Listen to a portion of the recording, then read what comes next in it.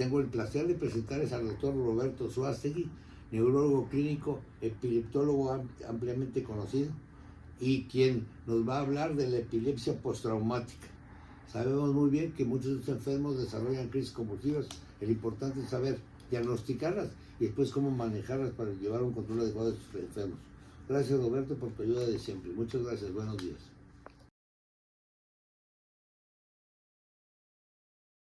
¿Qué tal?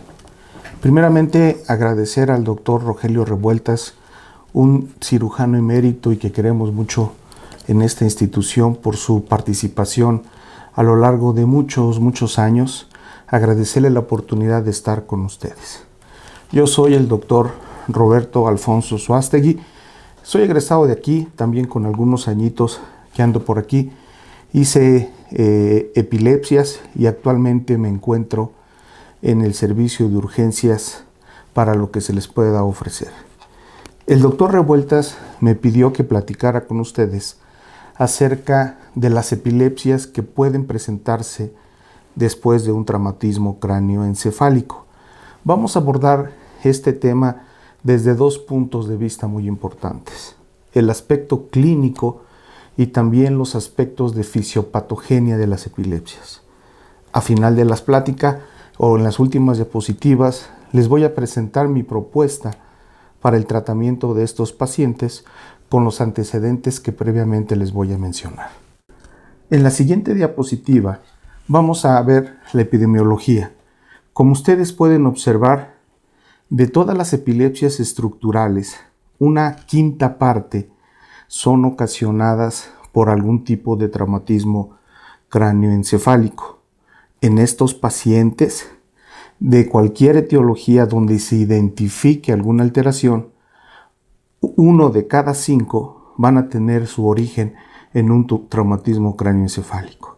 Y si nosotros echamos en un saco todos los pacientes que sufren algún tipo de lesión postrauma, vamos a tener que aproximadamente el 6% de todos estos pacientes, independientemente del grado de traumatismo, el 6% van a presentar epilepsia. Si identificamos también las lesiones que están en el sistema nervioso, en el encéfalo propiamente dicho, y vemos la etiología de las epilepsias de origen temporal, ocupan el primer lugar las lesiones después de un trauma. Los factores de riesgo los vamos a desmenuzar en las próximas diapositivas, pero adelantamos un poquito de estos. La edad es importante, no es lo mismo un traumatismo en un niño que en un adulto. El grado de traumatismo, las diferentes estructuras que se involucran en el sistema nervioso y algo muy importante, las convulsiones tempranas después del traumatismo. Aquí vamos a ahondar en próximamente. Habrá que recordar que en general estos pacientes que sufren epilepsia, al igual de todos los pacientes que tienen epilepsia, una tercera parte van a ser refractarios al tratamiento. O sea, la epilepsia postraumática no es menos severa que cuando tienen alguna otra etiología. 1 de cada 3 pacientes van a ser resistentes al tratamiento anticrisis que le podamos ofrecer. En esta diapositiva vamos a analizar las características de qué se trata cuando hablamos de epilepsia. En el 2014, la ILAE, la Liga Internacional contra la Epilepsia, hizo algunas definiciones importantes para que nosotros delimitemos qué es epilepsia y qué no es epilepsia. Como ustedes pueden observar, es un poquito complicado entender el punto 2 y el punto 3, y también lo referente en las siguientes líneas que están en la parte inferior. Sin embargo, en esta diapositiva, que eliminamos, que a mi juicio es lo menos importante, me gustaría que ustedes, residentes, se quedaran cuando menos con estas dos partes de la definición importante. Miren ustedes, al menos 2 crisis no provocadas o ocasionadas por un factor que no sea de lesión, llamadas reflejas, que ocurren con una diferencia de 24 horas. Mucho ojo con la definición para que nosotros entendamos que es epilepsia postraumática y no otro tipo de crisis. Y la otra es que estas crisis tienen la tendencia a repetirse en el tiempo. Le llamamos epilepsias no provocadas porque si nosotros investigamos en ese momento de la crisis, no vamos a encontrar ningún factor. Esto es lo que nosotros entendemos con epilepsia. En esta diapositiva vale la pena identificar algo que llamamos crisis sintomáticas agudas, que difieren de lo que nosotros entendemos con epilepsia. ¿Por qué es importante la diferenciación de las epilepsias a las crisis sintomáticas agudas? Porque el abordaje clínico es distinto. Entonces, cuando nosotros estamos ante un paciente post-traumatizado, lo primerito que tenemos que ver es si se trata de una sintomática aguda o se trata de tardía y después que se convierte en epilepsia. La crisis sintomática aguda son las convulsiones que tiene el paciente durante el proceso agudo de lesión del cerebro. ¿Qué quiere decir esto? Si nosotros tenemos una lesión encefálica y en los primeros 8 días empieza a tener convulsiones, no le podemos llamar epilepsia, sino cae dentro de la categoría de crisis sintomáticas agudas. Pero debemos de identificar la causa que está ocasionando estas convulsiones en este paciente. El traumatismo propiamente dicho, en los primeros 8 días, una neuroinfección, trastornos metabólicos, neuroinfecciones y todas aquellas causas que pueden ocasionar que en ese momento el funcionamiento de la corteza cerebral esté alterado y se manifieste pues con convulsiones. Si pasan estos 8 días, ya no identificamos la lesión que le ocasionó las convulsiones, entonces sí podríamos hablar, si se repiten, de epilepsias. Si después de 8 días sigue el factor desencadenante que les acabo de mencionar, no son epilepsias, siguen siendo crisis sintomáticas agudas porque tenemos el factor en ese momento que está ocasionando las crisis. Les repito, es importante la identificación porque el abordaje clínico es distinto entre unos y otros. En esta diapositiva podemos entonces identificar el tipo de convulsión que pueden suceder en los pacientes después de un traumatismo cráneoencefálico. Podemos tener las lesiones tempranas que las identificamos con menos de 8 días cuando se presentan en estos pacientes y las tardías que también se les llama o lo podemos identificar como epilepsia otra vez, siempre y cuando el factor desencadenante no se encuentre en ese momento activo.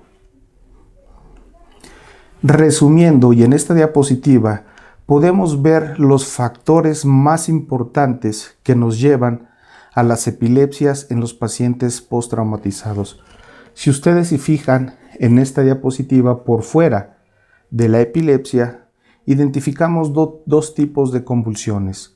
Las crisis inmediatas, que son aquellas que se originan menos de 24 horas después del trauma, y las crisis tempranas, que se identifican entre las 24 horas del trauma y los 8 días, hasta los 8 días del trauma. Después de los 8 días, entonces sí, podemos llamarle crisis tardías. Las epilepsias en diferentes publicaciones después de un trauma se catalogan que son consecuencias del trauma hasta después de 10 años de tener registrado el trauma. Mucho tiempo, pero como vamos a ver posteriormente, la gran mayoría de estas crisis se presentan en los primeros meses. Así es que las epilepsias en estos pacientes convulsiones se deben de presentar después de los 8 días del trauma, cuando en teoría las lesiones físicas en la corteza cerebral se han resuelto, independientemente que deje cicatrices o no.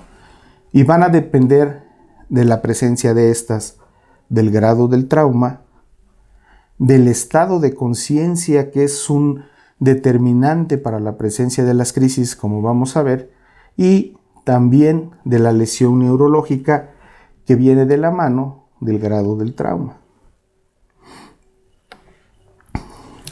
Los riesgos de presentar crisis después de un traumatismo va a depender de los grados del trauma. Aquí tenemos esta tabla donde se observan las diferentes etiologías y los diferentes riesgos relativos para presentar epilepsia, no crisis tempranas, epilepsia, después de la lesión que hayamos tenido en estos pacientes. Vamos a poner un ejemplo.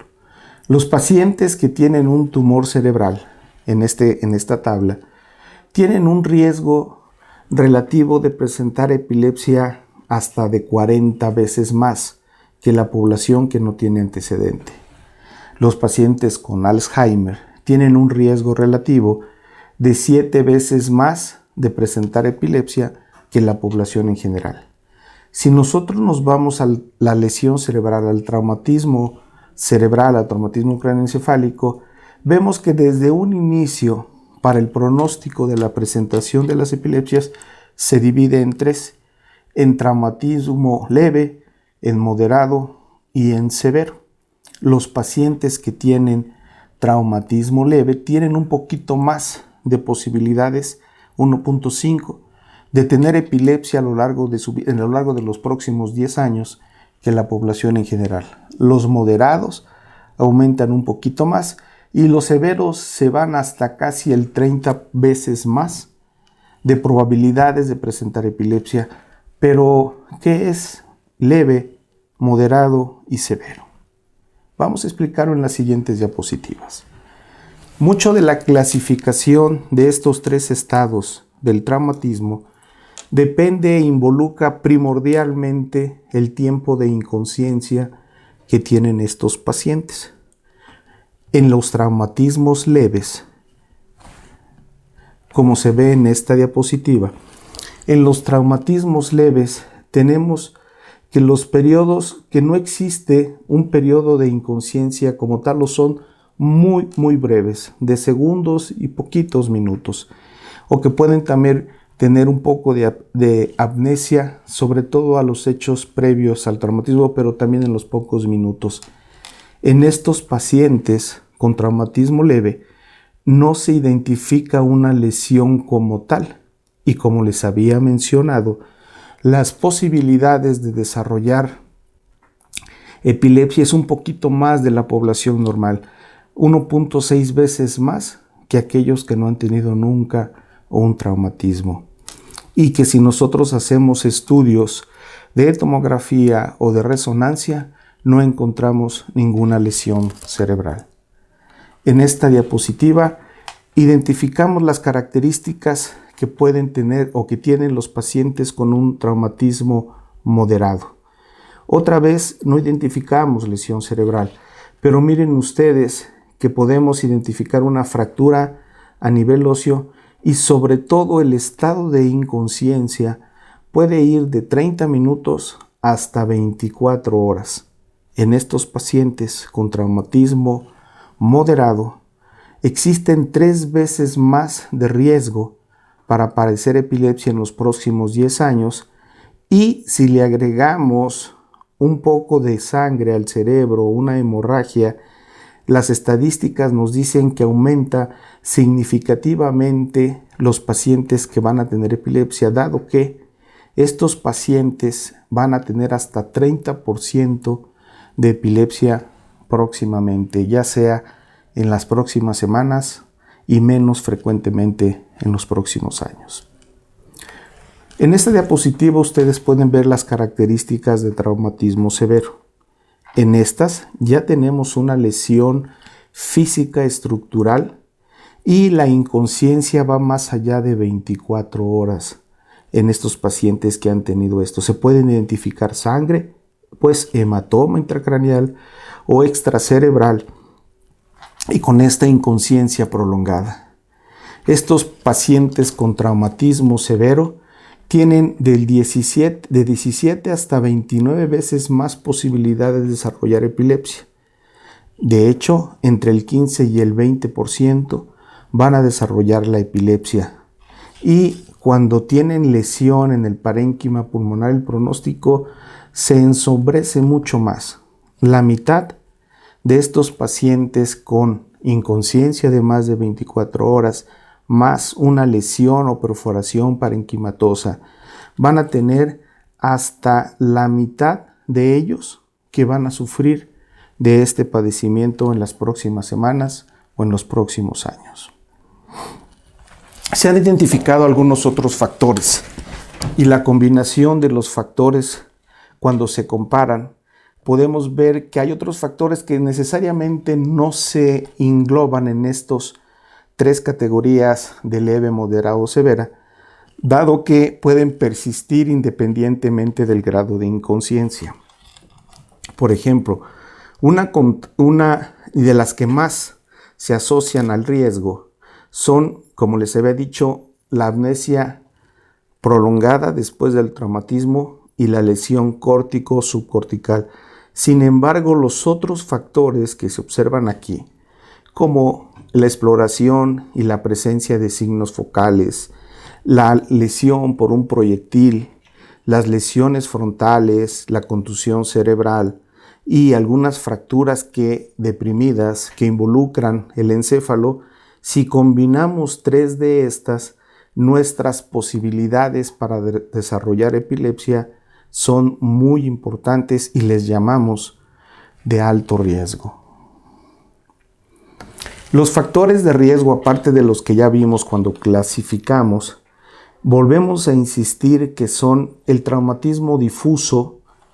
En esta diapositiva se observa las características de estos factores de riesgo. La inconsciencia por más de 24 horas. Estos 2 factores van a desarrollar epilepsia en el 10%. Y recuerden ustedes que en general, después de un traumatismo, muy probablemente los que van a sufrir epilepsia en los primeros meses van a ser alrededor del 30%. Esto es, que 1 de cada 3 pacientes, cuando van a desarrollar epilepsia, lo van a desarrollar en los primeros 4 meses. El resto, o más del resto, lo van a presentar a lo largo de los próximos 2 años. El resto del tiempo, si ustedes hacen una suma, es muy poquito los pacientes que van a sufrir epilepsia después de los 2 años que hayan presentado un traumatismo. Así es que alrededor del menos del 10% de los pacientes va a presentar las epilepsias entre los 2 y los próximos 10 años, que si bien el porcentaje es leve, no necesariamente es imposible que se lleguen a presentar. Quiero hacer énfasis en esta diapositiva de las características de aquellas convulsiones que no representan epilepsia. Como les mencioné, lo primero es identificar si son crisis sintomáticas agudas o se tratan en realidad de una epilepsia como tal. Fuera de nuestra representación con estos círculos, la intersección es la epilepsia, como ya vimos, de los diferentes etiologías o grados de trauma, y por fuera tenemos las crisis inmediata y las crisis temprana. Las crisis inmediatas y las crisis tempranas también representan un factor de riesgo importante. ¿Cómo les explico esto?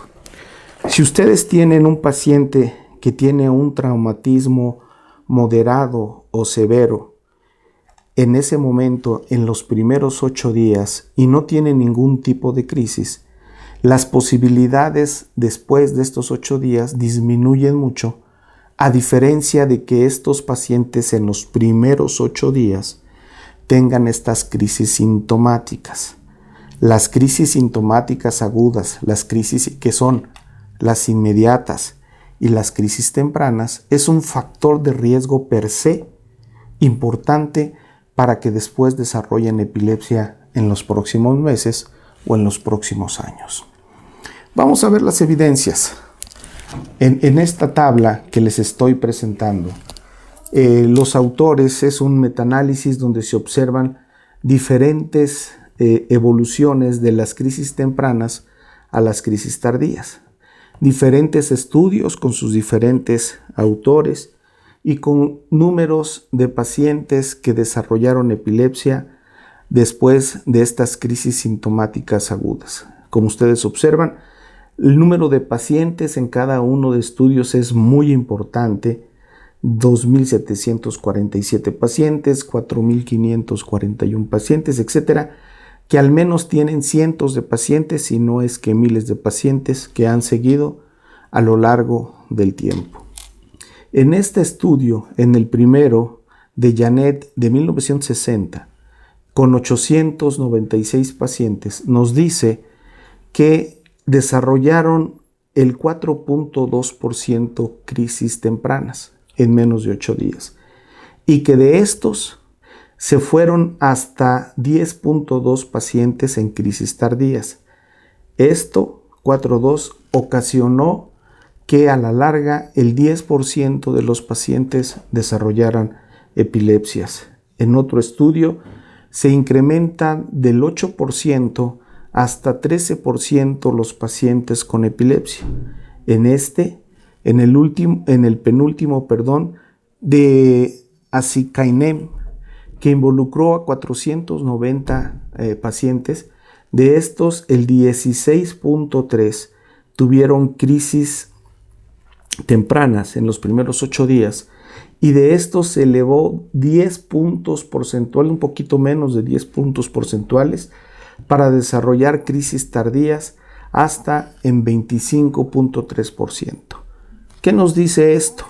Que los factores de pacientes que tienen crisis tempranas pueden incrementar las posibilidades hasta 10 o un poquito más de puntos porcentuales para desarrollar epilepsia a lo largo del tiempo. Desde el siglo pasado, finales del siglo pasado, el tratamiento para las epilepsias era a base de bromurs. A principios del siglo pasado, se empezaron a salir los primeros medicamentos para las epilepsias. Fenobarbital fue el primero, a principios de 1900, en la primera década de los 900, posteriormente fenitoína, posteriormente carbamazepina, y en los últimos 30 años han surgido una gran cantidad de medicamentos antiepilépticos. Lo que se puede sospechar o lo que se puede hipotetizar es que el advenimiento de los nuevos fármacos o de fármacos que actúan en diferentes niveles puede mejorar el pronóstico de estos pacientes que han sufrido crisis después de un traumatismo. La verdad de las cosas es que no ha sucedido así. A lo largo del tiempo, las posibilidades que desarrollen pacientes, a pesar de los más de 20 antiepilépticos anticrisis, como se les está llamando actualmente, que existen hoy, no han mejorado los porcentajes de estos pacientes que sufren traumatismo craneoencefálico. Permítanme presentarles en esta tabla, en esta diapositiva, qué es lo que ha sucedido con estos pacientes. En este estudio, que es un estudio bien interesante, donde analiza los pacientes que tuvieron lesiones y que desarrollaron epilepsia, lesiones obviamente encefálicas, y que desarrollaron epilepsia en los soldados de la Primera Guerra Mundial, en los soldados de la Segunda Guerra Mundial, en los soldados de la Guerra de Corea, en la Guerra de Vietnam, en la Guerra de Irak, que ya nos tocó a muchos de nosotros, y en otro tipo de guerras que a veces son tantas las que tienen los gringos que no identificamos todas. Los diferentes números de pacientes, aquí están los autores, de cada uno de estos estudios, y el número de pacientes que involucraron para el estudio y ver cómo evolucionaban o qué pasaba en los próximos de 10 a 15 años después de registradas estas crisis.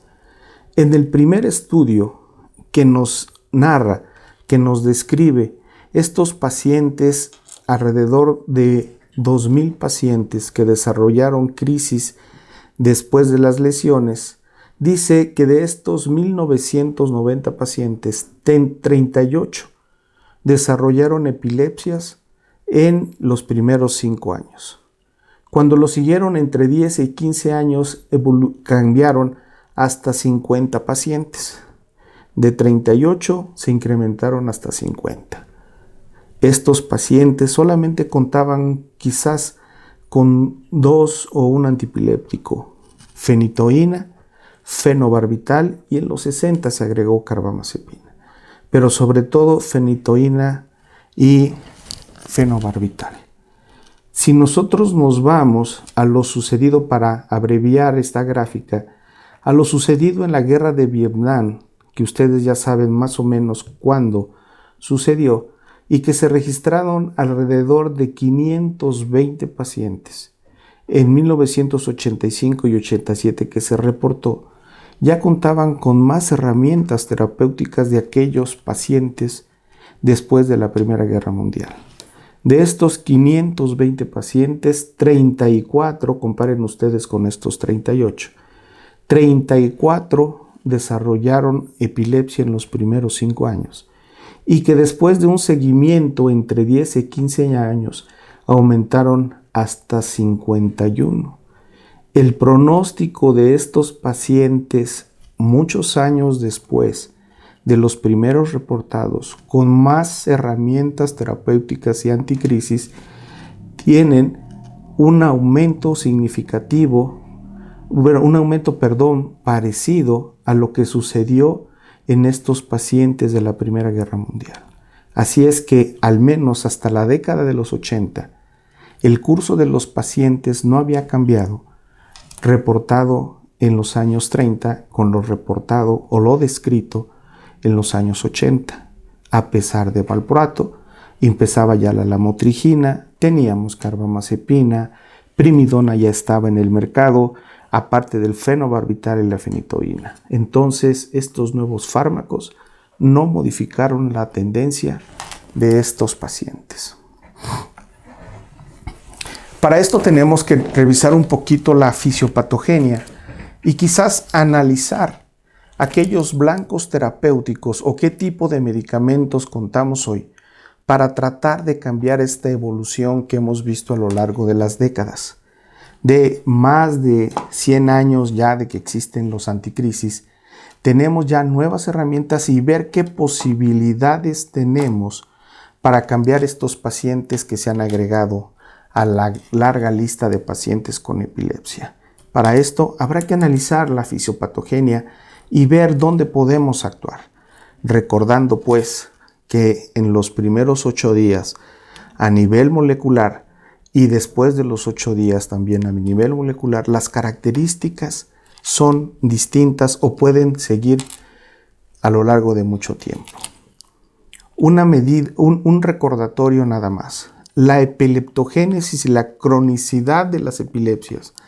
Primero empieza con un daño celular. Esto ocasiona pérdida neuronal.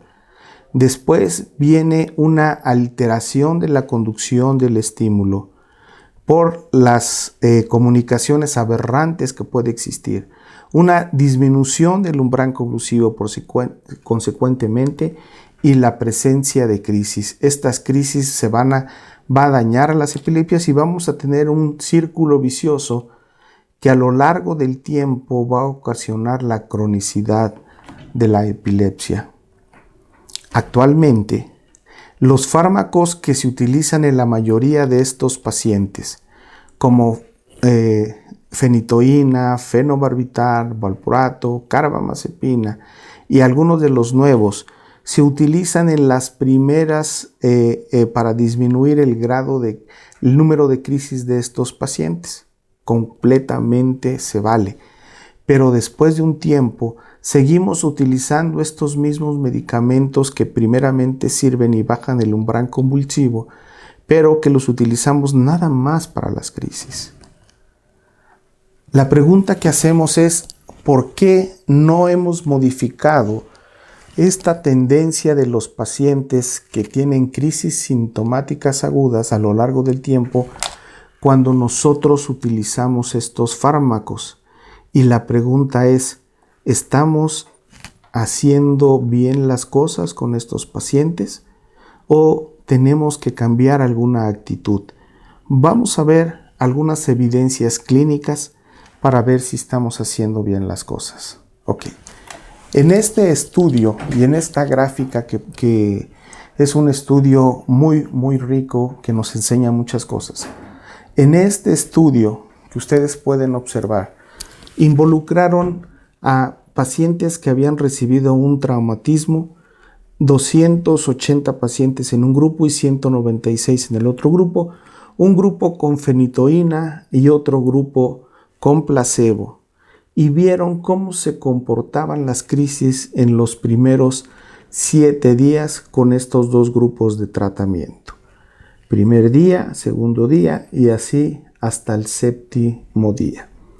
Y observaron que a los pacientes que les daban fenitoína en los primeros 7 días tenían una disminución importante del número de crisis cuando se compararon con el grupo placebo.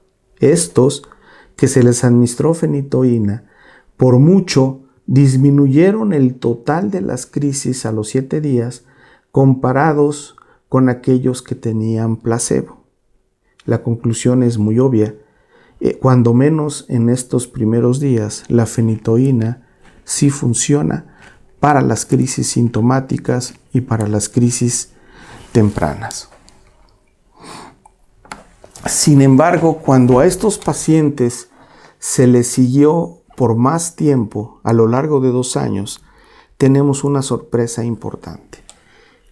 La línea azul es con placebo y la línea rojo o oscura es los pacientes tratados con fenitoína. En estos pacientes, como se observa en esta gráfica, en los primeros días, en el primer mes, sí existe una mejoría, como se los había presentado en la diapositiva anterior, a los tratados con fenitoína. Aquí se observa una diferencia y una separación a lo largo del tiempo del número de crisis. Sin embargo, conforme evolucionan los meses, los pacientes con fenitoína van empeorando con el número de crisis con respecto a los pacientes tratados con placebo, de tal manera que la fenitoína en el tiempo y a lo largo de 2 años les va peor que aquellos tratados simplemente con placebo. En esta diapositiva, publicada ya en este siglo, ven a lo largo del tratamiento de estos pacientes la presencia de crisis tempranas, de cualquier tipo de crisis y de crisis tardías. Lo que se puede observar, como es el riesgo relativo y estos intervalos de frecuencia al 95%. Para recordar, cuando son menos que 1, el riesgo relativo es protector. Cuando es más de 1, es pro-epileptogénico. Y pueden observar que los diferentes medicamentos que se dan en estos pacientes clásicos y algunos nuevos no necesariamente protegen al paciente a lo largo del tiempo. Por ejemplo, en este primer bloque de la diapositiva, en las crisis de inicio temprano, el único que protege por sí mismo en este tipo de pacientes es la fenitoína. El fenobarbital atraviesa el número 1 de los pacientes de riesgo relativo y en algunos pacientes protege, pero en otros empeoran el número de crisis. La carbamazepina puede ser útil también en estos pacientes al principio, en las crisis tempranas, pero la combinación de valproato con fenitoína es también contradictorios con los resultados. Y el magnesio pues obviamente también es. En cualquier tipo de crisis, tanto tardías como tempranas, puede ayudar la fenitoína, pero en las crisis tardías, todas, con estos intervalos de frecuencia, todas los resultados son contradictorios, porque algunos pacientes pueden tener una protección, pero otros pacientes pueden empeorar. Y los intervalos que existen entre estos que se protegen y los que mejoran también son muy amplios. ¿Qué podemos sacar de conclusiones?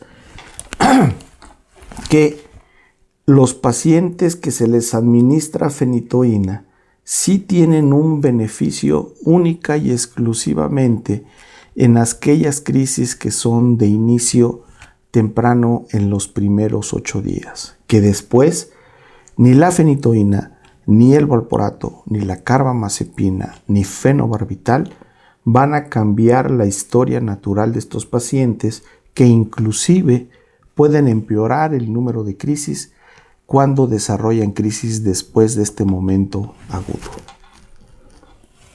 ¿Qué evidencias moleculares tenemos, como dice la diapositiva, en estos pacientes que si estamos haciendo bien las cosas como se están tratando? Los fármacos clásicos que utilizamos actúan solamente disminuyendo el umbral convulsivo, pero los clásicos no actúan mejorando el daño cerebral, no actúan en la conducción del estímulo, ni tampoco necesariamente están disminuyendo el umbral convulsivo cuando ya se estableció. En esta diapositiva, a nivel molecular y en la fisiopatogenia, podemos identificar los fenómenos que se desarrollan en el efecto agudo de estos pacientes. Y la primera que tenemos es una lesión mecánica, una lesión estructural severa sobre un grupo de neuronas que literalmente se están destruyendo, están explotando después de la agresión en el traumatismo. Esto es la agresión primaria. Es muy obvio. Si ustedes tienen un paciente que recibe un traumatismo, van a tener miles de millones de neuronas que por el traumatismo per se se van a destruir. Esta lesión involucra la salida y la presencia de muchos factores que van a agravar y que finalmente van a ocasionar la epilepsia o las crisis sintomáticas agudas. La lesión secundaria a esta lesión se presenta en minutos, días o meses, que son la respuesta inmune, la muerte celular, el estrés oxidativo, la nueva neurogénesis y la neuroplasticidad aumentada o errante que pueden padecer estos pacientes. Permítanme dar un breve repaso de cada uno de estos que tienen. Bueno, esta es una diapositiva en un paciente que ustedes operan, donde se observa el traumatismo que se tiene. Y no solamente el traumatismo sucede con una lesión física, sino también a veces una cirugía per se puede ser y puede traumatizar un grupo de neuronas determinado. En la fisiopatogenia de las crisis, cuando nosotros los analizamos, tenemos una destrucción, como se observa en esta diapositiva, una destrucción de un grupo de neuronas. Esta destrucción en las neuronas excitadoras va a ocasionar una liberación importante de las concentraciones de glutamato, entre otras cosas. Pero predominantemente lo que a nosotros nos importa es la liberación en masa por la destrucción celular de este neurotransmisor excitador que es el glutamato. Cuando hay un aumento de la liberación de glutamato y que vaya a las neuronas que están sanas, vamos a tener que el glutamato, como normalmente sucede en estos receptores ionotrópicos, se va a unir a receptores AMPA, a receptores NMDA que son propios de glutamato. Y la estimulación neuronal a través de los receptores va a aumentar la entrada de iones de sodio, va a cambiar la polaridad a nivel postsináptico y va a permitir, por la apertura de canales de calcio voltaje dependientes y esta estimulación exagerada por el glutamato, la entrada de calcio a las neuronas. Esta entrada de calcio en los próximos minutos o en los próximos días o en las próximas horas va a llevar a lo que los fisiólogos le han llamado una intoxicación por calcio y finalmente la neurona va a morir. Esta muerte de miles de neuronas, de millones de neuronas, va a ocasionar otros trastornos que van a llevar a su vez a la presencia de la epileptogénesis y a la cronicidad de mi paciente que tengamos. De las lesiones secundarias, que también se puede observar en minutos, días o meses, tenemos esta respuesta inmunitaria exagerada cuando sucede.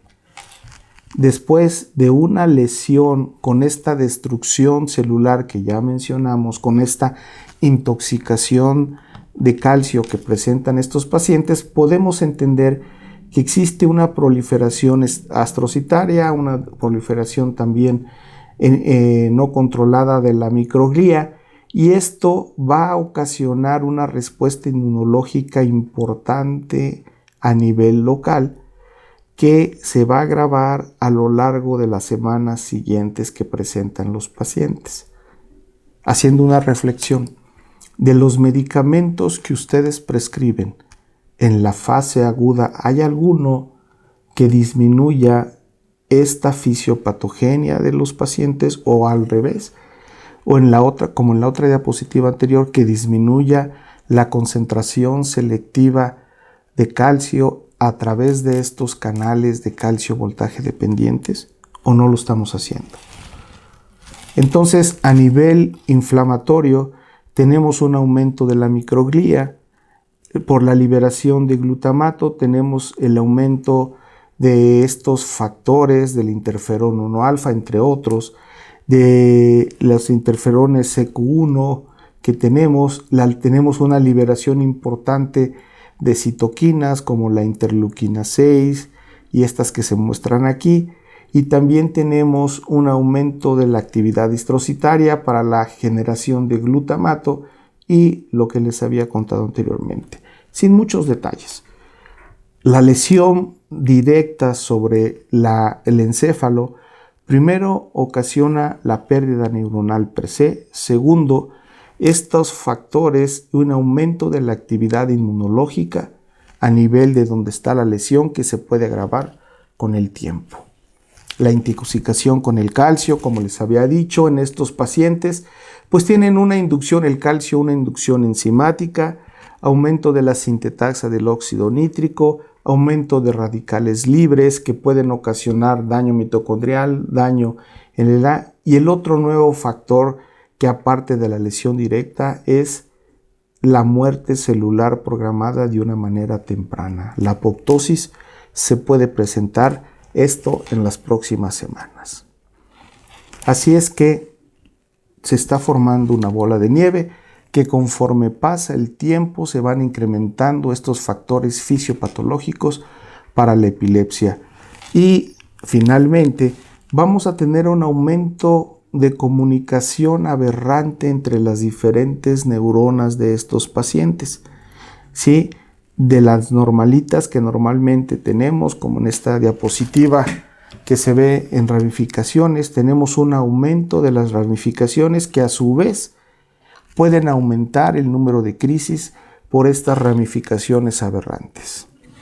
Resumiendo en la epileptogénesis, tenemos un daño celular, tenemos la intoxicación por calcio y tenemos la activación de quinasas, tenemos inicia la ramificación, se activa la glía y tenemos muerte celular. Todo esto sucede desde el inicio de la lesión hasta en la primera semana. Después, en estos pacientes siguen muriéndose las neuronas, siguen ramificándose, aumenta la neurogénesis y aumenta la susceptibilidad de las crisis. Se hace pues el efecto dominó en la fisiopatogenia y en la epileptogénesis de esos pacientes. En esta diapositiva les hago la pregunta nuevamente: ¿los fármacos antiepilépticos tradicionales sirven para disminuir este efecto dominó que tienen estos pacientes?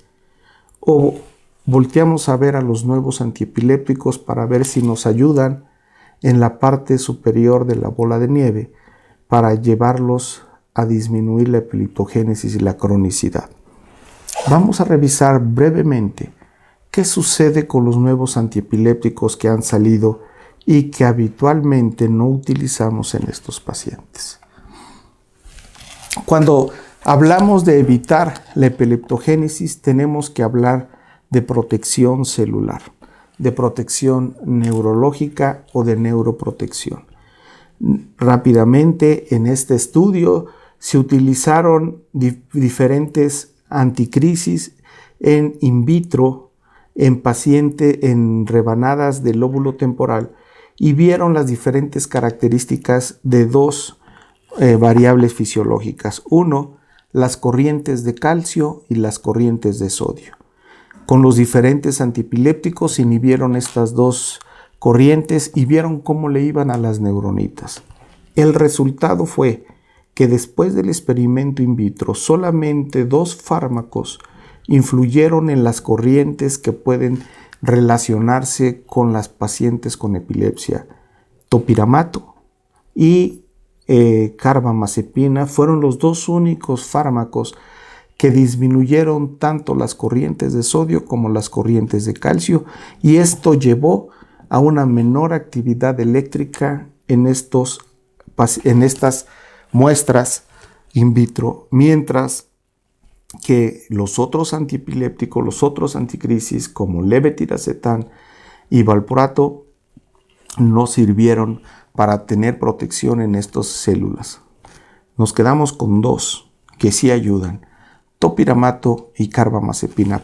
Tampoco levetiracetam ayudó a disminuir estas 2 corrientes para neuroprotección de estas celulitas. Nos quedamos con 2, topiramato y carbamazepina. Topiramato actúa a nivel de los canales de sodio, voltaje dependientes. Esto disminuye la excitabilidad a nivel postsináptico. Lo mismo hace fenitoína, lo mismo hace carba, valproato y la lamotrigina. Topiramato lo hace también. Pero topiramato actúa exclusivamente en los receptores AMPA, a diferencia de los otros. Cuando disminuyen los receptores AMPA, también disminuye la concentración de sodio y también disminuye posteriormente la concentración de calcio. Una actividad más activa, válgame la redundancia, que los otros antiepilépticos. Finalmente, topiramato también actúa disminuyendo las corrientes de calcio. Lo mismo hace lamotrigina, fenobarbital, ácido valproico y nimodipina. Sin embargo, los otros antiepilépticos actúan en un solo nivel, en una sola parte de la neurona, mientras que topiramato disminuye la corriente de calcio y también la corriente de sodio. Los otros antiepilépticos o tienen una actividad o tienen otra.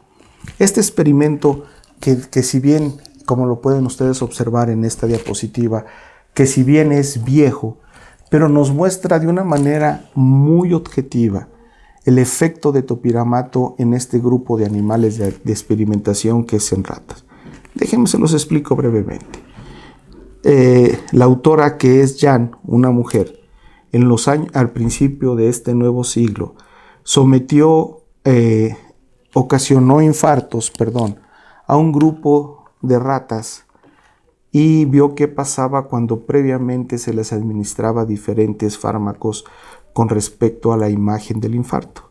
En este grupo de pacientes, que es el grupo control, no les ocasionó ningún procedimiento que tenemos aquí. En este grupo de pacientes, que es el control, les ocasionó un infarto cerebral. La parte blanca es la zona infartada en diferentes cortes.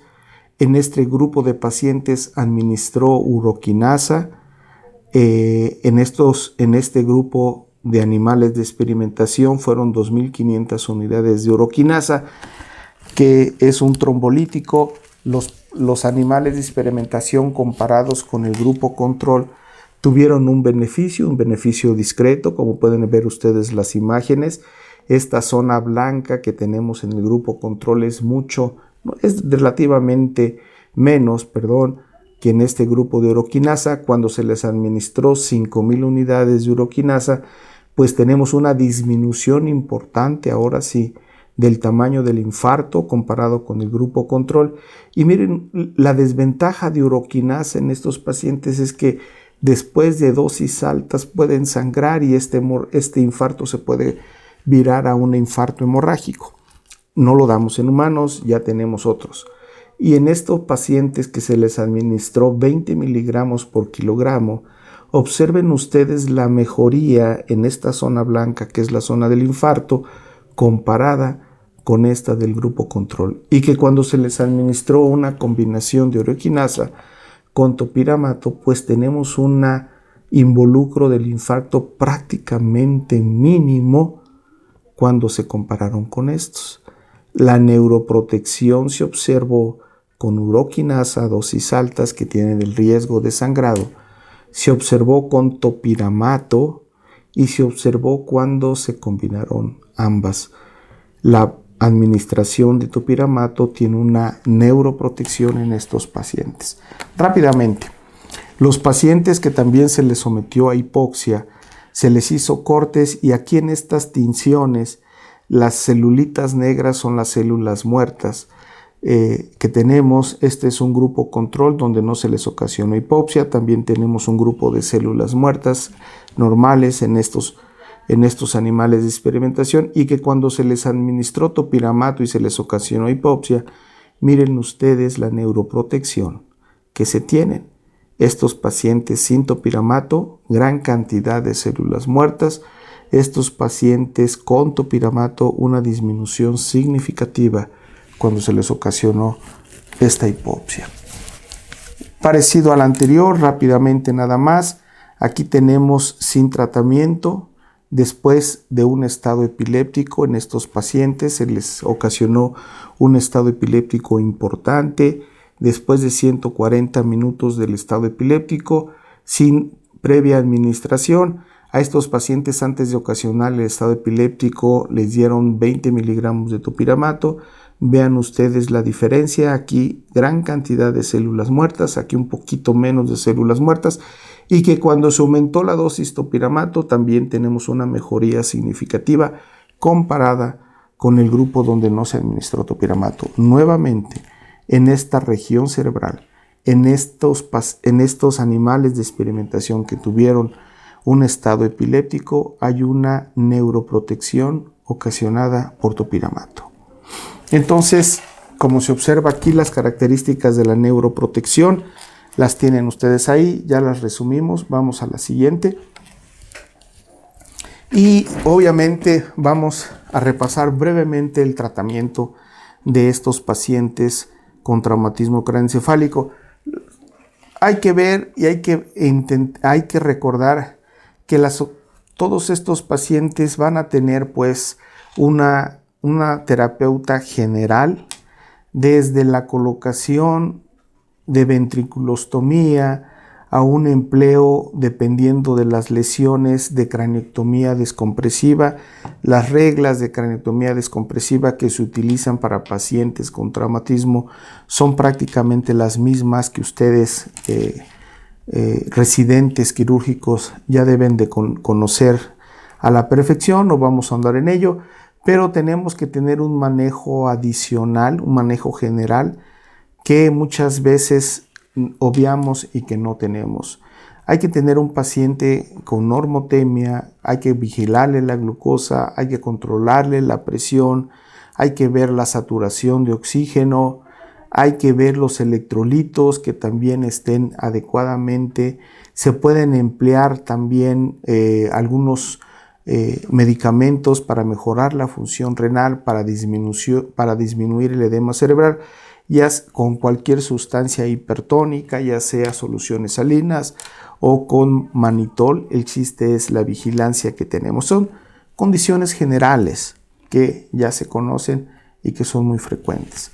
Vamos a ver este guía de tratamiento. Primero tenemos en esta diapositiva el trauma craneoencefálico. Lo primerito que tenemos que hacer es identificar si es un trauma leve o es un trauma moderado o severo y ver si existen algunos otros factores que tenemos que se pueden agravar el pronóstico tanto de leve como de moderado. Los identifican ustedes y acuérdense que el único medicamento a nivel experimental que tiene una neuroprotección conocida es topiramato. Que ninguno de los otros medicamentos después de los 8 días de la lesión no nos ofrecen ninguna mejoría. Si ustedes tienen y quieren tratar las crisis sintomáticas agudas en los primeros 8 días, de acuerdo con cualquiera de los medicamentos que ustedes tienen abajo, difenilidantoína funciona, inclusive carbamazepina, inclusive valproato, pueden ayudar en estos primeros 8 días, pero después de esos 8 días, después de que desaparece la lesión aguda, estos pueden inclusive agravar el pronóstico de los pacientes y topiramato puede ayudar con las evidencias que tenemos a mejorar como profilaxis en estos pacientes. Entonces, después de que ya identificaron ningún tratamiento antes de los 8 días si no tiene crisis con topiramato, con los otros sí. Y si presenta crisis epiléptica después de los 8 días, podemos implementar topiramato. En los pacientes, por las posibilidades de desarrollar epilepsia, lo podemos utilizar como profilaxis si no han tenido crisis y no tenemos topiramato IV, pero sí se puede administrar por una sonda nasogástrica y acordándonos los mecanismos de acción de topiramato para apoyar este tratamiento profiláctico. La administración que se sugiere es por 3 meses y se tiene que retirar paulatinamente a lo largo de 1 mes o más. Ya tenemos una neuroprotección en estos pacientes, es por 3 meses y se puede retirar por 1 mes y más. Si en el retiro del topiramato en este mes vuelven a tener crisis, se puede continuar el topiramato por los próximos 3 años o inclusive un poco más dependiendo de las características de estos pacientes.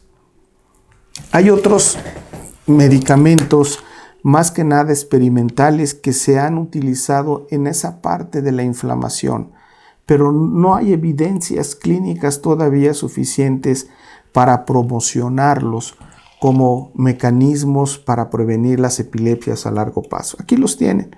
Inclusive los sartán que conocemos todos podría utilizarse también porque disminuye algún tipo de señalización en este proceso inflamatorio tan severo que tienen los pacientes.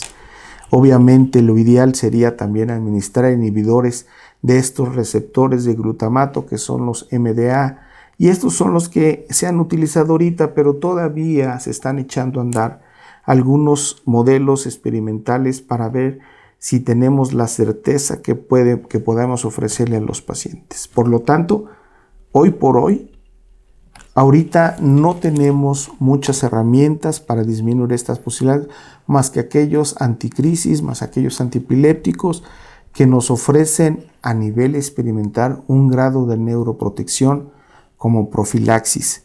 En la fase aguda, en los primeros 8 días, vale la pena administrar cualquier anticrisis que ustedes sepan manejar, pero después empezar con topiramato.